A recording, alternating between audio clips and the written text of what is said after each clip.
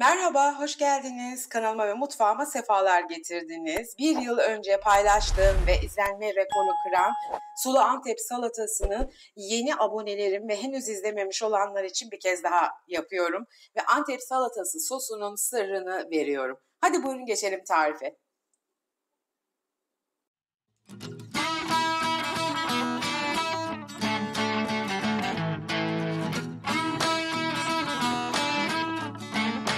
Şimdi önce bütün sebzelerimi güzelce yıkadım, salata malzemelerimi, süzgecime aldım. Hafif sularını süzdüm. Bunları doğrayarak başlayacağım. Sebzelerimi biraz iri doğruyorum ben. Ufak doğramayı sevenler ufak da yapabilir. Antep salatasında birkaç çeşit vardır. Marulla yapılan, marulsuz yapılan, ince marul, kalın marul. Ben bu sefer kalın marulla yapıyorum. Daha önceki videomda da marulla yapmıştım. Şimdi 2 adet yeşil biberim var, köy biberim. Bunları da iri iri doğruyorum.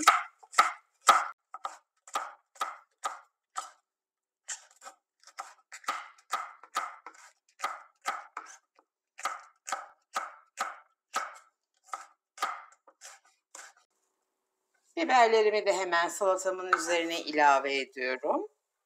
1 adet salatalığım var. Sadece başlarını kesiyorum. Güzelce yıkadım. Kabuklarıyla birlikte. Ben salatalığın kabuklarını hiç soymam. Günah, gerçekten çok vitamin var.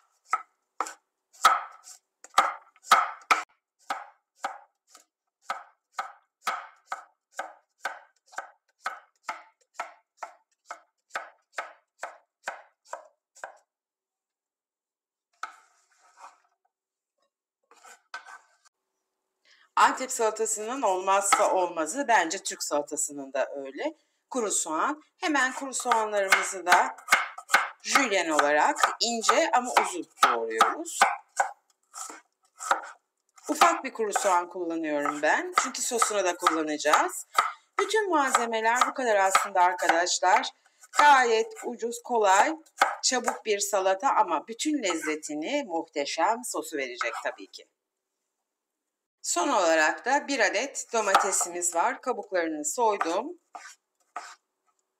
Bunları da küp küp doğrayıp salatıma ilave ediyorum. Salatamın işlemi bitti. Asıl önemli nefis sosunu yapmaya geldi sıra. Şimdi bu muhteşem sosun hazırlığına geçiyoruz.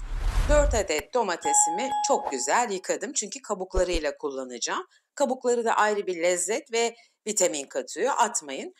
Domatesimi ikiye ayırdıktan sonra uç kısımlarını temizliyorum. Sonra onları da ikiye bölüyorum. Yani 4 parça halinde robotumun içerisine alıyorum. Bütün domatesleri 4'e bölerek koyacağım. Bu sosu 2012 yılında çalıştığım rahmetli Emmim Restoranı'nın sahibinden, Gaziantep'li olan ve gerçekten çok iyi bir gurme olan Emmim Restoranı'nın sahibinden öğrenmiştim. Nur içinde yatsın. Gerçek bir Gaziantep uygulamasıdır. Gaziantep'liler çok sever. Bu sos için Gaziantep'e giden insanlar vardır, inanın. Şimdi 3 diş sarımsak ilave ediyorum. 1 adet orta boy kuru soğanı yine ufak parçalara bölerek 4-5 parça sosuma ilave ettim. Bütün baharatlarımı şöyle bir şeye koydum çünkü gerçekten çok baharat kullanacağız. Birer kaşık olmak üzere, birer çay kaşığı olmak üzere isot, kırmızı pul biber, sumak, kırmızı toz biber, kimyon ve tuzu koyacağız. Şimdi 2 yemek kaşığı kadar nar ekşisi, yine 2 yemek kaşığı elma sirkesi, yarım çay bardağı kadar sadece içme suyu, 4-5 yemek kaşığına denk gelecek kadar zeytinyağı, biraz da şöyle hemen yarım çay kaşığı gibi tuz koyduk. Limonumuzu sıkıyoruz. 1 adet limon kullanıyoruz. Ekşiliği buradan gelecek. Ve robotumuzu çalıştırmaya başlıyoruz. Hepsini güzel bir kıvam alana kadar birkaç dakika çalıştıracağız. Ve sosumuz hazır. Çok güzel oldu. Mis gibi koktu. Bütün mutfağı kokusu kapladı. Zaten bu lezzeti de bu koku verecek. Şimdi salatayla sosumuzu birleştirelim. Salatamız hazır. Sosumuz hazır. Arkadaşlar bu sostan arta kalan olursa eğer buzdolabına bir kavanozda sıkıca ağzı bağlı bir şekilde saklarsanız yaklaşık olarak bir hafta korunabiliyor. Ama tabii ben bir hafta bu sosun kalacağına inanmıyorum çünkü muhteşem bir sos. Hemen sosumuzu salatamızın üzerine aldık. Şöyle birazcık güzelce karıştırıyoruz her yerine geçsin diye. Nasıl lezzetli kokuyor? Bunu deneyip hemen bu kokuyu duymanız lazım. Çok şifalı, lezzetli, güzel malzemeler var içinde. Lezzetsiz olmak gibi bir şansı yok. Bu kadar katkı, baharatla, sirkeyle, limonuyla gerçekten muhteşem bir lezzet. Antepliler inanın biliyorlar ağızlarının tadını. Sevgi ve saygıyla herkese buradan selam yolluyorum bütün Anteplilere. Umarım siz de evinizde bu basit salatayı mutlaka ve mutlaka yapar denersiniz. Çünkü bazen lezzet basit, kolay şeylerde gizli ve saklı kalıyor. Hem sağlık hem lezzet bir arada oluyor.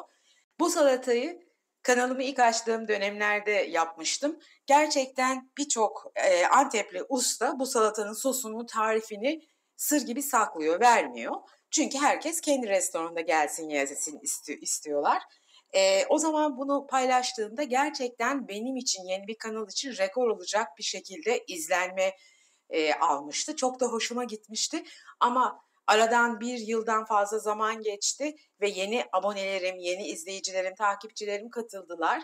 Dolayısıyla eski videolara da dönüp baktığınızı tahmin etmediğim için tekrar bir yapıp hepinize bu güzel sosun sırrını ve tüm püf noktalarını vermek istedim. Umarım beğenmişsinizdir. Tarifimi beğendiyseniz videomu beğenmeyi ve eğer hala kanalıma abone değilseniz kanalıma abone olup bildirim zilini de açmanızı sizden rica ediyorum. Bildirim zilini açmanız hem paylaştığımız her videoyu size ulaştırır, kaçırmamış olursunuz, size bildirilir çünkü. Hem de bize destek olmuş olursunuz. Tariflerimi beğeniyor ve devamının gelmesini arzu ediyorsanız videolarımı beğenmeyi, sosyal medyalarınızda paylaşmayı, emoji de olsa ufak yorumlar yapmayı lütfen unutmayın. Çünkü YouTube algoritması dolayısıyla videolarımızın daha çok kişinin karşısına çıkması sizin beğenileriniz, yorumlarınızla mümkün olabiliyor. Aksi takdirde bu kadar emeğe yazık oluyor ve YouTube'un çöplüğünde gömülmüş oluyor. İşte buyurun bakın, daha önce yapmış olduğum salatayı sizler yeni abonelerim görmediğinden dolayı tekrar yapmaya ihtiyaç duydum. Bu nedenden dolayı bana destek olursanız eğer sizlere çok teşekkür ederim. Beni izlediğiniz için de size çok teşekkür ediyorum bu dakikaya kadar. Kendinize iyi bakın, sevgiyle kalın. Hepinizi çok seviyorum. Hoşça kalın.